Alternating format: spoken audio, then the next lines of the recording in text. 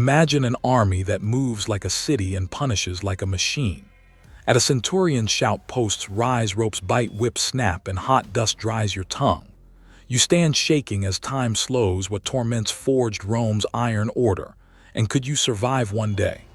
Discipline had teeth and they bit. At the ad palum, a centurion turned discipline into theater. A man was lashed publicly, ordered upright against a post, so the lesson would be seen. He put aside the vitus and reached for the flagrum, a multi-thonged scourge that tore skin in dozens of blows. While salt and vinegar were rubbed into each welt, the stench of iron and sour vinegar cut through the dust.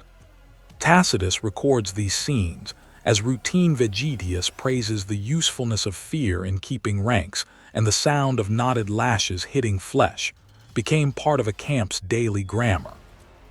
The decision was simple and swift: order broken, penalty delivered. And the action was meant to be both punishment and pedagogy. Pain taught obedience where words failed. Would you learn from their faces? A century of roughly 80 men stood nearest a cohort of about 480 beyond them, all counting, watching, and remembering the cadence of each strike. Sweat mingled with blood on tunics, and blistered shoulders opened under packs, making marching the next day a fresh torment. Sometimes the officer stopped at stripes, other times he pushed further, using shame, loss of pay, or ordering comrades forward to finish what lashes began. Josephus even sketches interrogations that moved from whip to rope when information was at stake. A public flogging could spoil a man or harden a unit, and it could also be the prelude to a worse fate: extra blows, stones, or communal judgment. A century watched 80 faces change. The crowd could become the executioners. Inside, the castra posts rose like gallows and ropes rasped your wrists. A legion carried 60 centurions, one for each century of roughly 80 men, and those officers were paid more than a common soldier to make order hurt. Vegetius warned that discipline was the spine of victory. The centurion's badge was the vitus, a short rod that served as law and as weapon. Polybius and Tacitus both record beatings administered openly to teach the whole unit. Punishments were staged: shaved heads, extra watches, loss of pay, or a post tied to the stake, where a flagrum tore skin in front of the standards. Could you stay silent while your comrade was chosen to die? The calculations were brutal and precise. Stripped honors reduced rations, even being posted extra vallum outside the rampart, and each cost translated into flesh or shame that spread through the lines. A sarcina of roughly 20 kilograms opened blisters by noon. Caligae ground into stone and sweat. Tacitus notes officers who turned discipline into spectacle to secure gloria and to prevent mutiny. A snapped vitus was remembered as a promise kept. A demoted man ate barley and slept outside for months, his name erased from honors lists. Centurions enforced not only obedience, but a form of social hygiene. One officer's verdict could ripple into 9 men's lives. 60 centurions multiplied by a handful of staves made cruelty systematic rather than accidental. That meant one man with a vitus could change 80 destinies at once. A legion numbered roughly 5,060 men under arms, and 70 standards marched with them. Those centurions carried the vitus and handed out the watches that would break you. 3 watches become your constant fear. Inside the century, the centurion carried a vitus, a braided vinewood baton that was both badge and instrument. Tacitus and Vegetius note that Rome placed 60 centurions in each legion, each responsible for a century of roughly 80 men, and they were paid several times a common soldier's wage to keep order. The vitus snapped like a dry reed across sweat and linen. Its crack was a punctuation mark in camp life, heard before any words could land. Lucilius earned the nickname Cedo Alteram for breaking one stick and calling for another, an act remembered as much for its sound as its purpose. Discipline here was arithmetic: one slap made a lesson, many slaps taught a unit, and public whippings fixed behavior faster than fines ever would. Polybius counted the costs of disorder and losses on the battlefield. Here the centurion converted that abstract cost into body and bark. Recruits learned quickly. Blisters opened under marching packs, wounds festered under salt and vinegar, and a man's status could evaporate with the loss of his cingulum. A deputy stood just behind the centurion ready to seize fugitives or carry the vitus between ranks. Vegetius warned the vitus averaged about 1 cubit and could bruise ribs when wielded repeatedly. Surviving 30 lashes often meant the century ordered ad palem next. The stake waited under night watches. Inside military law, the eagle reached every tent, and every throat the Porcian laws fell silent once you crossed the rampart. A centurion's vitus was not a symbol alone. Polybius and Tacitus make clear it was law and lash in one hand. And a century of 80 men answered to 60 centurions per legion who translated policy into pain. Imagine a sentry on a 3-hour watch with dust in his mouth and a vine staff across his shoulders. One dropped password, one nodded head, and the order to bind, scourge, or worse moved from the tribune to the ranks. Would you volunteer to test that rule? The army removed civic safeguards. Theft from comrades leaving your post or abandoning a shield became offenses tried in the field, punishable by extra labor, demotion, the stake, or collective cleansing like fustuarium. Comrades cudgeling a guilty man to death. And in the worst mutinies, commanders invoked decimatio to reset fear. Vegetius later warns that discipline is the backbone of victory. Those penalties were designed to be public lessons, salt and vinegar stinging every welt so the cohort remembered. 60 centurions per legion enforced it. A legion numbered roughly 50 men, Polybius records, and every man bore roughly 30 kilograms of kit. Blisters opened by noon under the march. The cornu and tuba sounded the watches. Caligae scuffed mud and pitch stung the air. One missed watch could escalate into 12 hours of extra duties, demotion, or assignment extra valum outside the wall. You will answer the extra watch. Within the castra, discipline often looked like petty cruelty. Extra sentry duty, a shaved crest, a bowl of barley where wheat should be. 60 centurions in a legion distributed those small torments as method, not malice. Centurions answered to tribunes, and the legate, so humiliation carried official sanction. Vegetius warned that rations and watches hardened troops. Tacitus records officers who used public shaming to teach obedience.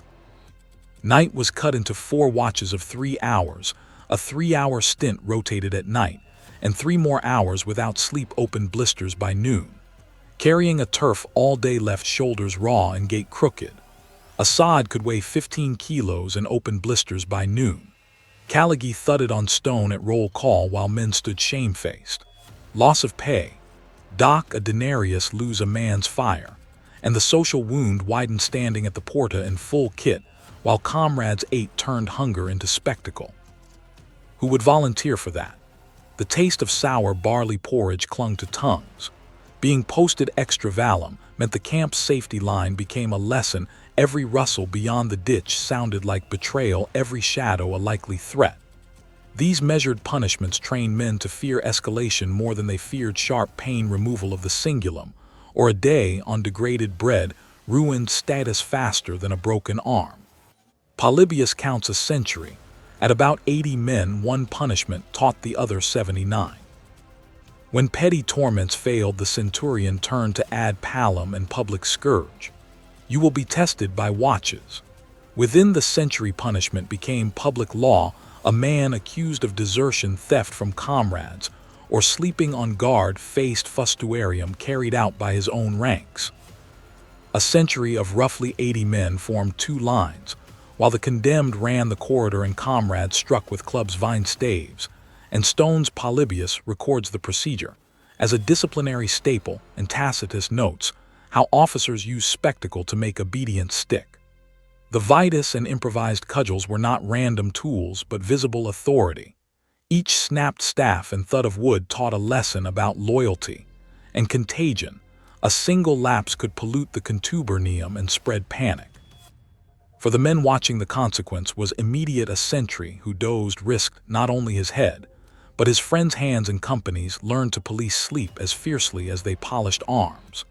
Night was cut into 4 watches, each roughly 3 hours. Exhaustion made errors more likely. Vegetius warned that strict order kept a legion of about 50 men from unraveling. The corridor itself might be a dozen paces. Each strike rang off timber and wet leather. Fear kept the watches wide awake. When entire cohorts wavered, commanders could escalate to decimation.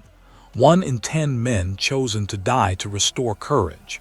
Mules carried corpses and the memory. On the parade ground, the centurion opened the lot and named the right decimatio. Men stepped forward with fingers trembling. Polybius records that 1 in 10 drew the short straw, and Tacitus later notes commanders used the threat to staunch panic. The chosen man ran down a human corridor while vine staffs and clubs found his ribs, wood thudding, dust and copper smell rising. 9 comrades delivering the sentence, so the unit could claim it had cleansed itself. What does that teach a man? It teaches that desertion becomes communal liability. 1/10 dies, 90% inherit shame. Crassus applied the ritual against Spartacus's rebels. At Picentia, roughly 450 troops executed 50 of their number, and the message was immediate and physical. Vegetius later records decimation and similar ration punishments as blunt tools commanders kept in their manual. The lot often fell beneath the aquila, overseen by a tribune or legate, while the cornu blew once and Caligae slapped the parade stone. A reduced grain ration ran to roughly 1 kilogram. A day men grew slow, lost weight and bled readiness. Wounds matted with less oil and closed poorly. Survivors were fed barley instead of wheat, ordered beyond the ramparts to sleep and eat in the open. Their singula, a public sign removed from the disgraced 30 days of humiliation, could erase a man's honors. The discipline was procedural, not personal. Lots, blows, and a ration change enforced obedience faster than courts or speeches. For the audience in camp, the consequence was clear and fast: loss of comrades, loss of comfort, loss of status. So the next breakdown looked costlier than any fight. 1 in 10 were killed. Survivors lived on barley, and beyond the rampart, a warning to tighten ranks before battle. Survivors ate about 1 kilogram of grain daily, and failure after decimation could still mean execution by blade. Hunger made executions easier to accept. Before the standards, a centurion gave orders, and a man's life was counted off. 60 centurions per legion kept that calculus tight. The officer's vinewood staff struck first. The condemned was stripped of his cingulum, and honors were unstitched in public. Caligae clattered on the flagstones. As the crowd closed ranks, the eagle's bronze flashed in the sun. Tacitus records such spectacles. Josephus describes prisoners yielded to questioning after similar displays. The crowd's silence thinned to a metallic ring as the blade fell, one vivid sound marking the end of oath and service. Would you tell names to save another man? For legionaries, the final penalty could be brief and brutal, a single stroke immediate, and public meant instant removal from the roll. For non-citizens and enemies, the law offered slower ends: strangling, crucifixion, or prolonged torment designed to break bodies. And whilst the consequence was unmistakable on the march, fear disciplined more efficiently than bread. A marching legion might cover about 20 Roman miles in a day. Worn men carrying 20 kilograms of kit opened blisters by noon and answered questions faster. Centurions placed executions at the ditch or before the standards, so punishment read as policy, not personal revenge, and so they could pivot from punishment to interrogation without changing ground. 6 tribunes answered to the legate and watched that policy bind the ranks. Beheading removed 1 soldier in moments. Other deaths lasted hours or days. The smell of pitch and wet leather hung where bodies waited. Exposure produced names, confessions, and intelligence for the next sweep. Vegetius warned that spectacle hardened disciplina and made obedience cheap. 1 interrogation could yield a confession within 6 hours. Cross the river and face rope. In the provinces, the centurion's toolkit extended to tormenta interrogation under the eagle, and a camp could turn into a tribunal overnight. A centurion commanded a century of roughly 80 men, and with 60 centurions per legion, that authority multiplied across every province. Josephus notes, captured insurgents in Judea who met questions they could not refuse. Decisions were quick. Ropes, racks, hooks, the multi-thonged flagrum and fire were readied when commanders demanded certainty. The choice was tactical, speed over law, and the action was public. 80 eyes watched as a rope rasped wrists and salt stung new wounds, so the lesson lodged in bones as well as memory. Who would speak then? Tacitus records officers who turned punishment into spectacle, and the consequence was immediate. Names bled out of silence and networks unraveled. That information sent patrols, altered orders, and set garrisons moving within hours. A single extracted name could reroute cavalry and burn a safe house by dusk. Legates prized swift intelligence because emperors prized gloria and feared mutiny. Vegetius warned that such brutality could undermine long-term discipline, even while it brought immediate answers. A single interrogation could dispatch a detachment of 30 men within 3 hours. The cursus publicus could move a rider some 50 miles in a day. You heard the tuba and caligae thudded on the hard road. A roll call could follow within 24 hours, and the accused risked demotion and loss of the cingulum. Blisters formed where ropes had burned. Inside the castra, the punishment began before the flesh failed. A centurion stripped a man of his cingulum, and the camp learned his name. What does a stolen honor cost a man?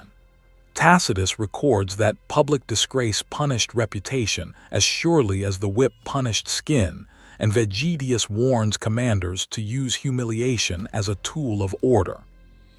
In a legion of roughly 50 men, with 60 centurions keeping watch, losing your belt or your rank could mean months of secondary penalties. Docked pay, barley rations, instead of wheat, sleeping outside the tents. And every one of those facts narrowed a man's world. The gritty taste of barley at a solitary meal made the verdict taste literal. Men were reassigned to the filthiest work details, paraded before cohorts, or banished from the praetorium. Decorations were taken, options and vexations watched, and comrades counted the cost in whispered slurs. Caligae thudded as the unit turned its head.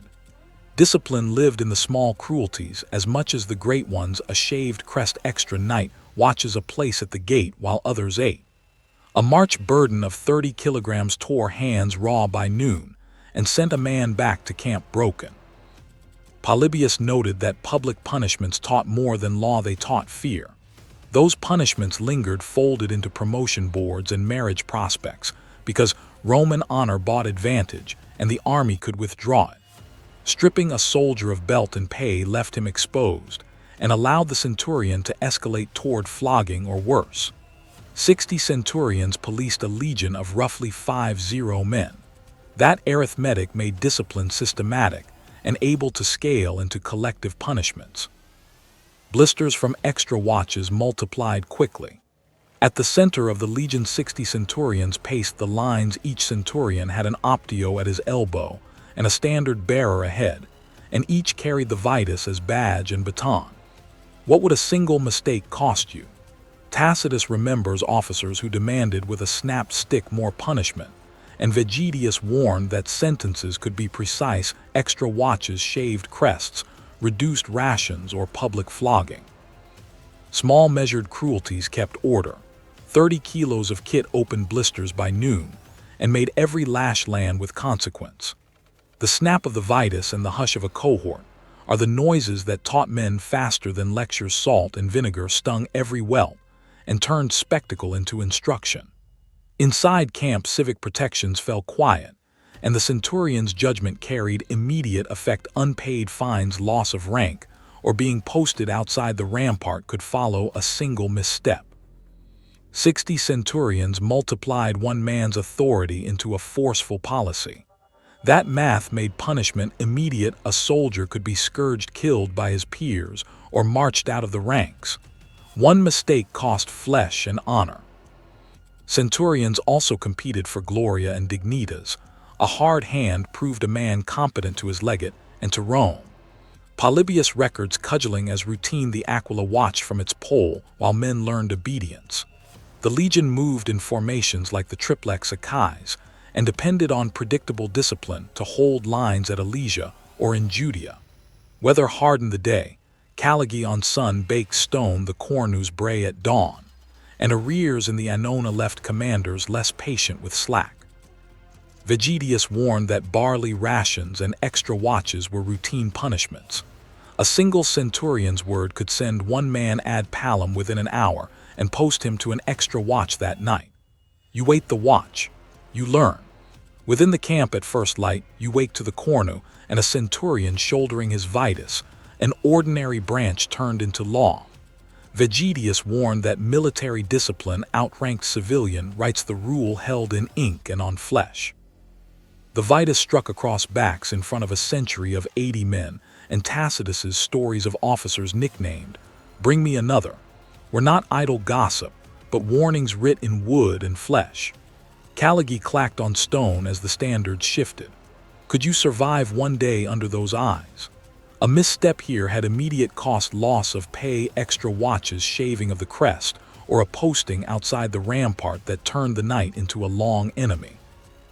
When pain had to be louder, the man was tied ad palem and flogged with a flagrum, salt and vinegar applied afterward, burning every welt. So the lesson found skin as well as sight. A forced march of 20 Roman miles, carrying roughly 30 kilograms of kit, opened blisters by noon and turned hesitation into collapse. For graver crimes, the unit itself administered fustuarium, or in the rare ritual of decimatio, 1 in 10 men paid with death. These penalties made obedience spatial, statistical, and contagious. 60 centurions per legion meant 1 centurion for every century of 80 men, so a single order could reshape a cohort's memory by morning.